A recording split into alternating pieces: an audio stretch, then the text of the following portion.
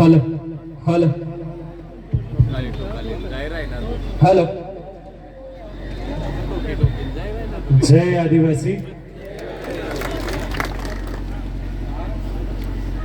मुंबई से आए हैं और यहाँ पर हमने सोचा था कि आकर नायक साहब, सबसे पहले तो बिरसा मुंडा साहब का इलाका है, तो सोचा था उनकी गोद में बैठ के उनकी गोद का आनंद लेंगे। पर माफी चाहूंगा बोलने से पहले कि जय आदिवासी की जब भी घोषणा दी तो थोड़ा सा जोश हमें कम लगा। माइक मेरे ख्याल से अभी बदला है तो थोड़ा जोश भी आपका बदलना चाहिए, क्योंकि आज यहाँ पर भगत सिंह का एक बच्चा बिरसा मुंडा के बच्चों से मिलने आया है। तो जय आदिवासी की आवाज, जय आदिवासी की आवाज अगर नहीं आई तो ये सरदार को अच्छा नहीं लगेगा। एकदम पुनः करूया, जय आदिवासी, जय आदिवासी, जय आदिवासी, बिरसा मुंडा भगवान की, बिरसा मुंडा भगवान की। वाहिगुरु वाहिगुरु वाहिगुरु। सबसे पहले तो धन्यवाद करूंगा आप सबका। यहाँ पर आया तो बिरसा मुंडा साहब को हम बहुत चाहते हैं, हमारे पंजाब में भी उनको बहुत चाहते हैं, क्योंकि पंजाब की मैं बात करूं तो पंजाब में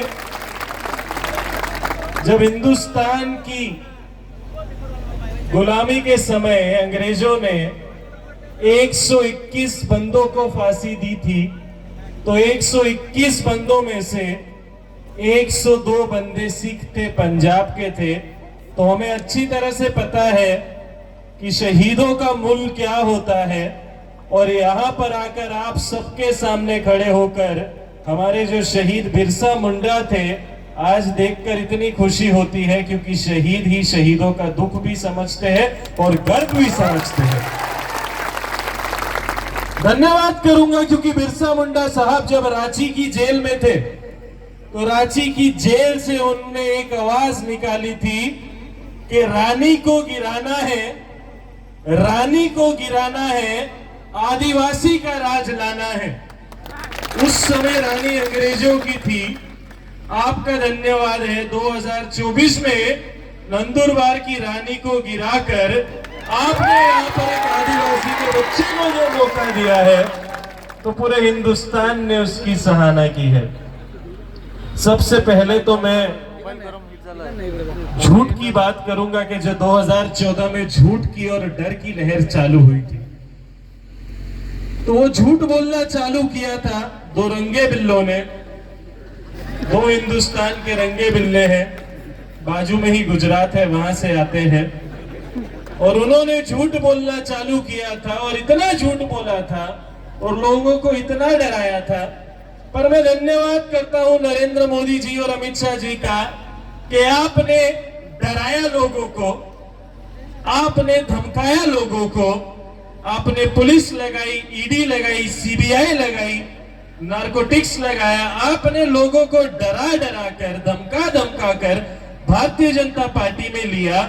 और इस तरह आपने महाराष्ट्र से गंदे नेताओं को कांग्रेस से, राष्ट्रवादी से, शिवसेना से साफ कर कर एक ही पार्टी भारतीय जनता पार्टी में लिया। इस करके आपका धन्यवाद करता हूं।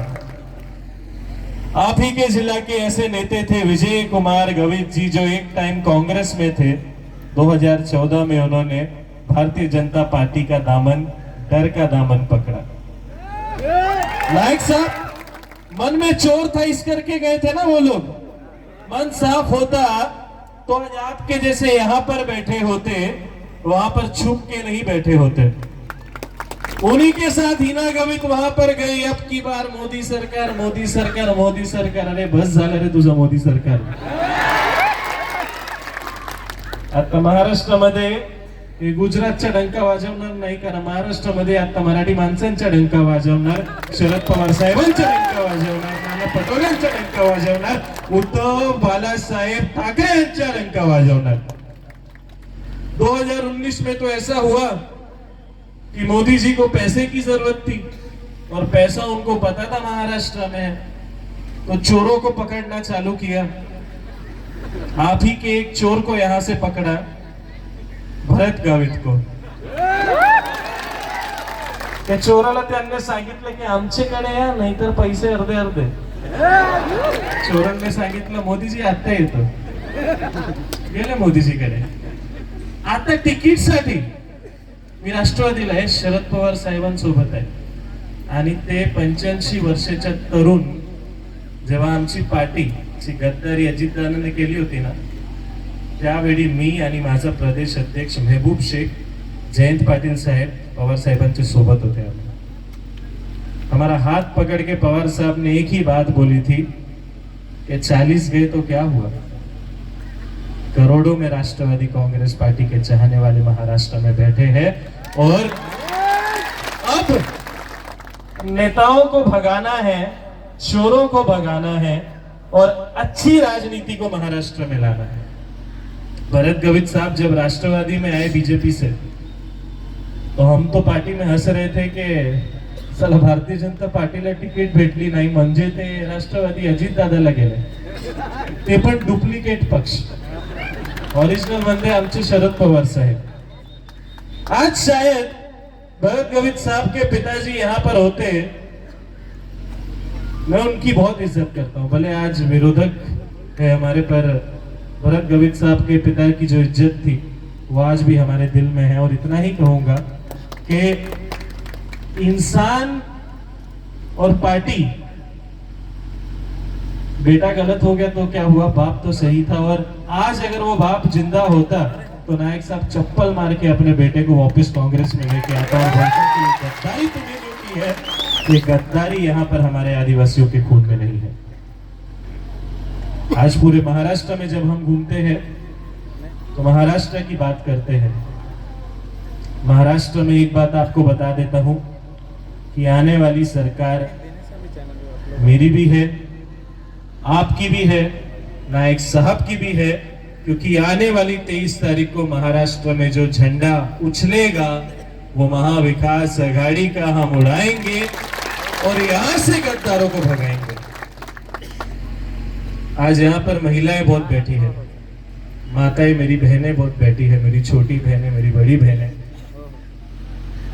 तो यहाँ पर जब हम आए तो हमने सोचा कि चलो यहाँ पर आकर हम गुजरात की तरफ भी जाएंगे. 2 गुजरात में जाने के हमारे बड़े रीजन है. एक 23 तारीख के बाद हम वो काम करेंगे, एक हम सोच रहे हैं आज ही करें क्योंकि 5 बजे प्रचार खत्म हो जाएगा. तो आज हम सोच रहे हैं कि गुजरात में जाए और गुजरात में जाकर देव मोगरा माता का आशीर्वाद ले और वहां पर उनसे आशीर्वाद मांगे कि हमारे नायक साहब को आपने जिताना है. पर यहाँ पर आकर जब हमारी माताओं को, हमारी बहनों को इस संख्या में मैंने देखा तो मुझे पता चल गया कि देव मोगरा माता का दर्शन करना है तो शायद आज गुजरात में जाने की जरूरत नहीं है. मेरे सामने ही मेरी यहाँ पर सिर झुकाकर कहता हूँ कि देव मोगरा माँ बैठी है और ये माँ का आशीर्वाद शिरीष कुमार नाईक के साथ है, ये हमें अच्छी तरह से पता है. मी प्रांताने आणि धर्माने मी सांगू तर मी एक सिख आहे. माझं नातं आहे पंजाबशी. पंजाब ही माझी मावशी आहे आणि महाराष्ट्र मी सांगू तर महाराष्ट्र ही माझी आई आहे, ही माझी आईची धरती है. पर नायक साहब, पूरे महाराष्ट्र में पिछले 20 दिन से हम जब घूम रहे हैं तो महायुति इतनी गंदी, ये जो शिंदे गट, अजीत गट, भारतीय जनता पार्टी तो छोड़ो, गटर जनता पार्टी है वो, तो वो जब वहां पर हम घूमते हैं तो ऐसी टिप्पणी करते हैं कि अरे राष्ट्रवादीला सरदार, महाराष्ट्राला सरदार. काही सरदार आणि सिख आम्ही महाराष्ट्र नाही का? आहे ना आम्ही महाराष्ट्राचे. आमचे 10वें गुरु गोविंद सिंह जी, इन्होंने नांदेड़ शहर को बसाया था और आज भी नांदेड़ में जाकर देखो तो नांदेड़ में आपको सरदार भी मिलेंगे, मराठी भी बोलेंगे आणि ते पण माझ्यासोबत सांगणार की माझी आई म्हणजे महाराष्ट्राची ही धरती आहे, पंजाब आमची मावशी आहे. मुझे देखकर मजाक वहां पर बनाया कि अरे सरदार, राष्ट्रवादी का झंडा तो देख पहले तू राष्ट्रवादी के झंडे में और कांग्रेस के झंडे में, जैसे कि हिंदुस्तान का झंडा है, राष्ट्रवादी के झंडे में, कांग्रेस के झंडे में हिंदुस्तान का झंडा दिखता है, और वो मुझे मजाक बनाकर कहते हैं कि हिंदुस्तान का झंडा देखो, कांग्रेस का झंडा देखो, राष्ट्रवादी का झंडा देखो, सबसे पहले वहां पर एक भगवा रंग आता है जो कि हिंदुत्व का रंग है। मुझे गर्व है मेरे हिंदू भाइयों पे। दूसरा वो कहता है कि यहाँ पर सफेद रंग आता है जो कि ईसाई धर्म का, क्रिश्चियन धर्म का रंग है। मुझे गर्व है मेरे क्रिश्चियन भाइयों पे। तीसरा वो कहते हैं कि यहाँ पर एक हरा रंग आता है जो मुसलमानों का, इस्लाम का रंग है। मुझे गर्व है मेरे मुस्लिम भाइयों पे, क्योंकि ये देश अनेक है फिर भी एक है। पर वो मुझे पूछते हैं कि तुम सरदार ये तीन रंग में कहा। तो आज यहाँ पर इतना ही ऐलान करूंगा कि कोई भी झंडे को जब ऊपर करना होता है तो वो झंडे में डंडा जरूर लगता है, और ये डंडे वाली कौम आज तुम्हारे साथ आ गई है। और ऐसा डंडा ये भारतीय जनता पार्टी को देना है कि कभी ये देख ना पाए। 2 साल पहले जब हमने दिल्ली को घेरा था, आमचा किसान आंदोलन, तो मुझे बहुत गर्व हुआ था। धर्मा ने भी एक सिख है, पंजाब का वो टाइम पे बहुत बड़ा एक सहयोग था किसान मोर्चे में। मैं वहां पर जाके बैठा, हमारे किसान एक बहुत बड़े नेता है राकेश टिकैत साहब। राकेश टिकैत साहब के साथ जाकर मैं 15 दिन वहां पर किसान मोर्चे में बैठा। मैं वहां पर भाषण करता था, वहां पर मेरे किसान भाइयों के साथ बैठता था। पर अंदर ही अंदर रात को जब मैं सोता था तो नींद में मुझे ऐसे गंदे सपने आते थे कि किसान आंदोलन में मुझे पंजाब के किसान दिख रहे हैं, मुझे यूपी के किसान दिख रहे हैं, मुझे राजस्थान के किसान दिख रहे हैं, हरियाणा के दिख रहे हैं, बिहार के दिख रहे हैं, पण महाराष्ट्राचे माझे मला किसान बंधू दिसत नाही। 16वें दिवस पे हमारे महाराष्ट्र के आपके मेरे बड़े किसान नेता शरद पवार साहब वहां पर आए। महाराष्ट्र से मेरे किसान वहां पर लाए, और महाराष्ट्र जब भी वहां पर आया तो मैंने मेरे पंजाब के भाइयों को मेरा सीना चौड़ा करके दिखाया और बोला, आता माझे बांधव वाले। हमें धक्के मारा गया था वहां पर। 800 से ज्यादा किसान वहां पर मरे हैं। मैं झूठ नहीं कहूंगा, अपने हाथों से मैंने खुद, कहते हैं कि जब पिता की मृत्यु होती है, जब पिता मरता है तो उसे अग्नि उसका बच्चा देता है। 800 मेरे किसान वहां पर मरे थे, वहां पर कईयों को मैंने अग्नि दी थी। और आज जब हम बात करते हैं वो किसानों की, तो साला वो दिल्ली में बैठा हुआ तानाशाही वाला आदमी बोलता है कि किसान मोर्चा ये हिंदुस्तान के लिए नहीं था, ये किसानों को भड़का कर लाया गया था। मोदी जी, मैं इतना ही कहना चाहूंगा कि आपका तो खानदान है नहीं, पर जिसका मरता है ना वो दुख उसको पता चलता है। और वहां पे जब हम वो लाशें किसानों की जलाते थे तो हमें ये नहीं लगता था कि हम कोई एक अनजान व्यक्ति की लाश जला रहे हैं। हमें ऐसा लगता था कि हमने भगत सिंह की चिता को अग्नि दी है, हमने सुखदेव की चिता को अग्नि दी है, हमने राजगुरु की चिता को अग्नि दी है, हमने बिरसा मुंडा जी के, हमने छत्रपति शिवाजी महाराज की चिता को अग्नि दी है। क्योंकि वो जो थे, वो जो किसान वहां पर शहीद हुए थे, वो मेरे लिए नहीं या अपने लिए नहीं, वो हम सब के लिए, पूरे हिंदुस्तान के लिए शहीद हुए थे। और तभी जाकर ये गंदे 3 कानून उन्होंने वापस लिए थे। मैं धन्यवाद करता हूं राहुल गांधी जी का, जिन्होंने उस समय किसान मोर्चे में किसानों का साथ दिया, शरद पवार साहब का जिन्होंने किसान का साथ दिया, उद्धव साहब जिन्होंने किसान का साथ दिया। क्योंकि इतना समझ के चलिए, अगर किसान है तो भारत देश है, अगर किसान नहीं रहेगा तो भारत देश भी नहीं रहेगा।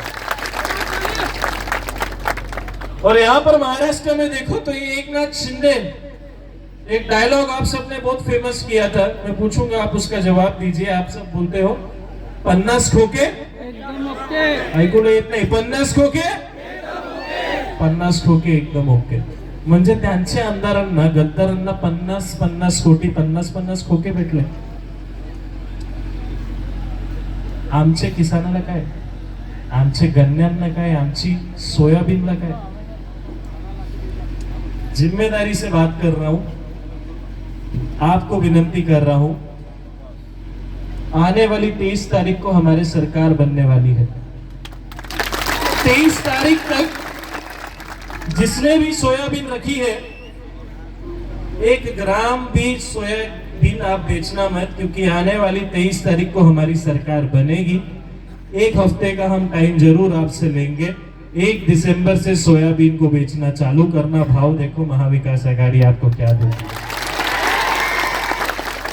नायक साहब यहाँ पर आया हूं तो विनंती की है, तो अब हक की भी बात करूंगा।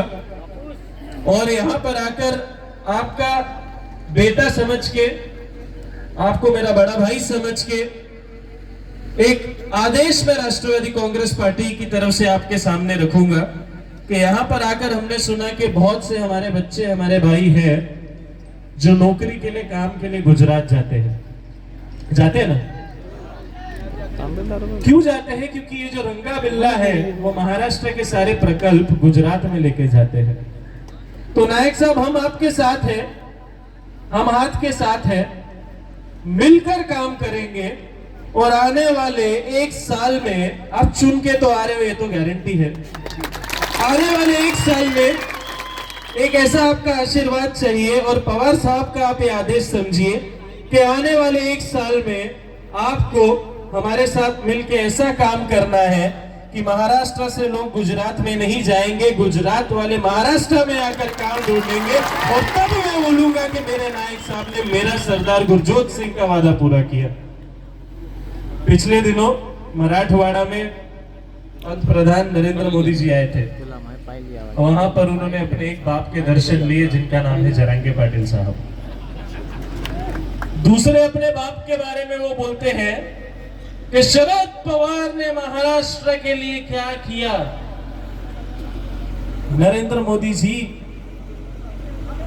जब 2019 में आपने शपथ ली थी पंतप्रधान की, तो वो टाइम पर आपने जो सूट पहना था जिस पर नरेंद्र मोदी नाम लिखा था, वो सूट की कीमत 10 लाख रुपए थी। और आज जब आप महाराष्ट्र में आए, मराठवाड़ा में आए, तो आप एक 150 रुपए की धोती पहन के आए। तर मोदी, तुला एवढंच सांगतो की तुझे बापाने 10 लाखातून तुला 150 वर आणले, ते आहे तुझा बाप शरद पवार। और नायक साहब, आपकी जिम्मेदारी है, अभी 23 तारीख आने वाली है, 20 तारीख को हम सबने काम करना है। मैं ये नहीं कहूंगा कि यहाँ पर कोई कार्यकर्ता बैठा है, आप अपना समय निकाल के आए हो, आपके वोट तो पक्के हैं। और इतना ही कहूंगा कि आप कोई कांग्रेस, कोई शिवसेना, कोई राष्ट्रवादी के कार्यकर्ता या आम आदमी के कार्यकर्ता नहीं हो, आप नायक साहब का परिवार हो। आपको बाहर निकलना है 20 तारीख को, 2 नंबर का बटन दबाना है, पंजे को लेकर आना है, और वहां पर वो टाइम पर जो 150 की मोती की धोती भी पहनी है, वो धोती भी हम उसकी ले लेंगे और नंगा करके उसको वापस हम गुजरात में भेजेंगे। यहां पर आकर देखा, समय है ना आपल्याकडे, घेऊ ना 2 मिनट। यहां पर आके हमने देखा कि एक यहां पर आपका धनंजय भरत गवित करके एक बहुत बड़ा चोर बैठा है। एक वीडियो देखा, दुख वाली बात थी वो। एक वीडियो देखा, एक आदिवासी का वीडियो था वो आदिवासी का बच्चा वहां पर वीडियो में खड़ा होकर रो रहा था और कह रहा था कि मेरे बाप ने मरने से पहले ये जमीन मेरे नाम पर की थी, और आज ये जमीन जो है मुझे बिना बताए, मेरी नकली साइन कर आज ये जमीन को MIDC को देकर धनंजय भरत गावित के नाम पर की गई है, और वो जमीन उसने चोरी की है। मैं इतना ही कहूंगा, नहीं ताली मारने वाली बात नहीं है ये। मैं, चलो आपका बेटा अपने आप को कह रहा हूं तो हक है, ताली मत मारो। माफी चाहूंगा बोलने से पहले, पर अपने मुंह पर 2-2 थप्पड़ मारो, क्योंकि अगर एक आदिवासी की जमीन गई है, मतलब हम सबके कपड़े उतरे हैं, और वो कपड़े जो धनंजय गावित ने उतारे हैं। इतना ही कहूंगा कि 20 तारीख को उनके बटन की तरफ देखना भी नहीं है, 2 नंबर का बटन दबाना है और वो चोर को भगाना है। दूसरे यहां पर भाषण में सुन रहा था एक बंदा आकर कह रहा है चलती का नाम दाढ़ी, फिर भी अपनी दाढ़ी। अरे बाबा, चायवाला तर गेला, महाराष्ट्राने लात मारून चायवाल्याला काढलं, तर आता ग्लासचं पण महाराष्ट्राला काम नाही काय? आणि एवढंच बोलतो ना की चलती का नाम गाडी फिर भी अपनी दाढी, तर दाढीवाला तुझा बाप आला इकडे, तुझ्यापेक्षा जास्त मोठी दाढी पण आहे आणि ईमान पण आहे आणि ईमानदारी पण आहे। नायक साहब, इतना ही कहूंगा, आपकी उम्मीदवारी का जब कांग्रेस पार्टी ने जाहिर किया उससे पहले ये कांच के ग्लास वाले राष्ट्रवादी कांग्रेस पार्टी के ऑफिस में मुंबई में घूम रहे थे। हमारे बड़े नेताओं को वहां पर मक्खन लगा रहे थे और कह रहे थे साहेब मी तुमच्या सोबत येतो, मला तिकीट द्या, मला तिकीट द्या, मला तिकीट द्या। पण मला मान आहे माझे पवार साहेबांच्या की पवार साहेबांनी सांगितलं की ते सीट माझे मित्रची आहे, माझा मित्र होत स्वरूप सिंग आणि त्यांचे स्वरूप सिंग नायक आणि त्यांचा पोरा नायक साहब, त्यांची ते सीट आहे आणि मी ये सीट कोणाला देणार नहीं। और ये जो सीट है वो दोस्ती का वादा जो पवार साहब ने किया था, आज हम बहुत खुश होते हैं उसको देखकर। आखिर में इतना ही कहूंगा कि जीत उन्हीं की होती है, जीत उन्हीं की होती है जिनके सपनों में जान होती है। हौसलों से कुछ नहीं होता, पंखों से उड़ान होती है, पंखों से उड़ान होती है। जय हिंद, जय महाराष्ट्र, जय राष्ट्रवादी। 20 तारीख को जाना है, 2 नंबर का बटन दबाना है, सुबह 7 बजे निकलिए। और मी पण तुमच्या सोबत येणार आहे, गावकरी आहे मी पण, मुंबईला राहिलाय पण माझा मूळ गाव नाशिक आहे, नाशिक रोडला माझं घर आहे। तर एवढंच सांगतो, आमची जबाबदारी आहे की काँग्रेसचा बटन, हाताच्या पंजा, नंतर नाशिकला मशाल आणि तुतारी, तीनों को जिताना है, नायक साहब को जिताना है और नायक साहब को आप आमदार बनाओ, पवार साहब को मिनिस्ट्री की बात हम करेंगे। जय हिंद, जय महाराष्ट्र, जय राष्ट्र। धन्यवाद।